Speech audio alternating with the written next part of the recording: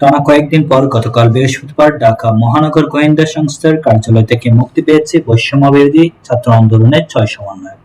মুক্তির মুক্তির পর থেকে শুরু হয় নানা আলোচনা, বেরিয়ে আসে নানা তথ্য। ডিবি থেকে বেরিয়ে আসার পর একটি দৈনিক পত্রিকার সঙ্গে কথা হয় সমন্বয়ক নাহিদ ইসলামের। তিনি বলেন, এই মুহূর্তে শারীরিক ও মানসিক অবস্থা ভালো নয়। বাসায় ফিরেই স্যালাইন নিয়েছি, একটু সুস্থ হলে ৬ জন মিলে বসে সবকিছু ক্লিয়ার করে বলবো। নাহিদ ইসলাম বলেন, ডিবি থেকে মিডিয়ার কথা বলতে নিষেধ করা হয়েছে। তারা তাদের মতো করে বলছে, কিন্তু আমরা আমাদের কথা শোনাবো। আমরা আমাদের মতো করে সবই বলবো। এক্ষেত্রে আমাদের একটু সময় দেন, আমাদের সুস্থতা দরকার। নাহিদ ইসলামের বাবা বদরুল ইসলাম বলেন, এই মুহূর্তে কথা বলার মতো অবস্থা নেই। কথা বলার মতো পরিস্থিতি হলে সে সব জানাবে।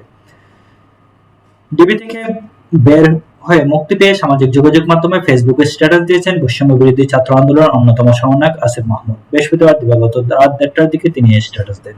তিনি বলেন, রাজপথের আন্দোলনের সিদ্ধান্ত রাজপথ থেকে আসবে।